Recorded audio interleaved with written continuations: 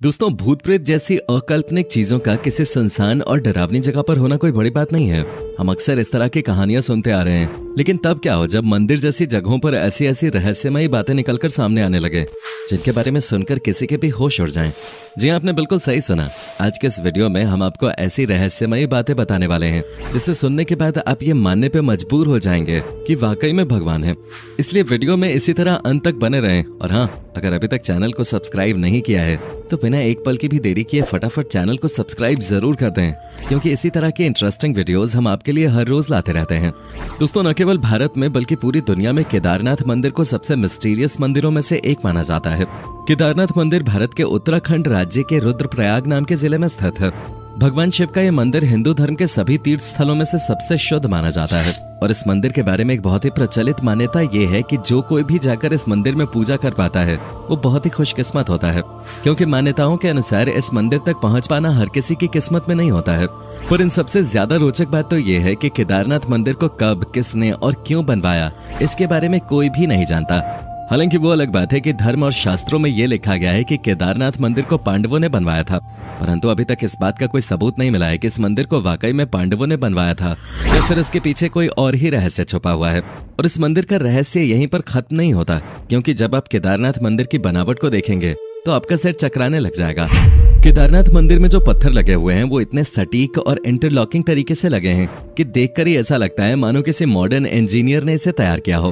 पर ऐसा होना तो संभव नहीं है, क्योंकि यह मंदिर आज से हजारों साल पुराना है। और जिस किसी भी वक्त यह मंदिर बना होगा उस वक्त आज के समय में इस्तेमाल की जाने वाली मॉडर्न टेक्नोलॉजी का नामो निशान तक नहीं था। ऐसे में बिना किसी वर्तमान टेक्नोलॉजी के इस मंदिर को ऐसा बनाना अपने आप में किसी चमत्कार से कम नहीं है, क्योंकि कोई भी तूफान आए या फिर कितना ही बड़ा बवंडर क्यों ना आ जाए, इस मंदिर को कुछ भी नहीं हो सकता। तभी तो 16 जून 2013 को इतनी बड़ी सुनामी और तूफान में पूरा उत्तराखंड पानी में बह गया। यहाँ तक कि आज के जमाने की बड़ी बड़ी बिल्डिंगें जमीन पे ताश के पत्तों की तरह बिखर गई थीं। कितनी सारी बिल्डिंगें पानी के साथ पूरी तरह से तबाह हो गईं, लेकिन केदारनाथ मंदिर को आंच तक नहीं आई। पूरा का पूरा मंदिर वैसे का वैसा ही खड़ा रहा।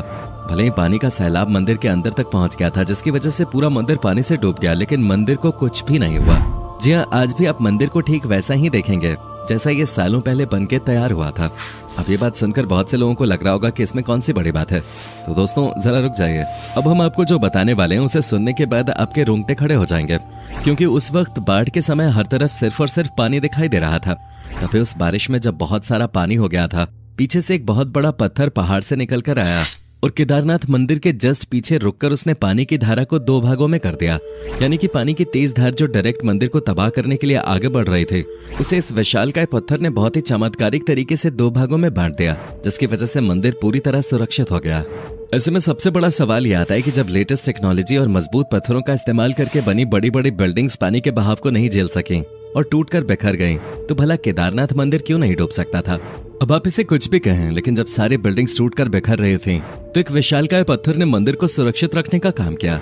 इस घटना के बाद लोगों को यह एहसास हुआ कि सच में जिस केदारनाथ मंदिर की पूजा करने के लिए लोग मीलों की दूरी तय करके आते हैं, वो वाकई में कितना रहस्यमयी और चमत्कारिक है। और शायद यही कारण है कि केदारनाथ मंदिर को भारत के सबसे पवित्र और रहस्यमयी मंदिर के तौर पर जाना जाता है। अब जो लोग केदारनाथ के दर्शन करने के लिए गए होंगे उन्हें ये तो पता होगा कि वहाँ पर एक कुंड है जिसका नाम रेतस कुंड है। पर क्या आप ये बात जानते हैं कि जब कोई यहाँ पर ओम का जाप करने लगता है तो उस कुंड में से बुलबुले निकलने लगते हैं। अब जाहिर सी बात है ये कोई नॉर्मल चीज तो है नहीं, इसलिए बहुत से अलग अलग एक्सपर्ट्स और रिसर्चर्स ने यहाँ आकर इस बात को जानने की कोशिश की कि आखिर ऐसा क्यों होता है। पर इतनी सारी खोजबीन करने के बावजूद उन्हें इसका कोई भी वैज्ञानिक तर्क नहीं मिला। और अभी भी बहुत से वैज्ञानिक ये बात सोचने में लगे हुए हैं कि आखिर ओम का जाप करने पे ही इस कुंड से बुलबुले क्यों निकलते हैं। अगर आपको इस बात का जवाब पता हो तो हमें और हमारे दर्शकों को कमेंट में बताना मत भूलिएगा। अब दोस्तों, ये बात तो आप भली भांति जानते हैं कि केदारनाथ एक ऐसा धाम है जो 6 महीने खुला रहता है और 6 महीने बंद रहता है। पर दिमाग को हिला देने वाली बात तो तब पता चलती है जब 6 महीना ये मंदिर बंद रहता है, तो यहाँ सबसे ज्यादा अजीब घटना घटती है जिसे वहाँ के लोग महसूस भी कर सकते हैं। असल में केदारनाथ मंदिर के आसपास रहने वाले लोगों का ये कहना है कि जब 6 महीने इस मंदिर का द्वार बंद हो जाता है तो किसी को भी इस मंदिर के अंदर प्रवेश नहीं करने दिया जाता है, फिर चाहे वो कितना भी बड़ा VIP ही क्यों ना हो। एक बार अगर मंदिर का कपाट बंद हो गया तो वो सीधा 6 महीने बाद ही खुलता है और पूरे 6 महीने मंदिर में किसी भी प्रकार की कोई साफ सफाई नहीं होती है।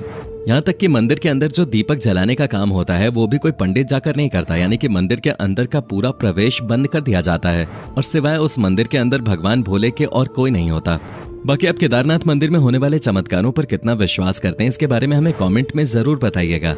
और इसी तरह के रोमांचक वीडियोस को लगातार देखते रहने के लिए चैनल को लाइक, शेयर और सब्सक्राइब करना बिल्कुल भी ना भूलें। धन्यवाद।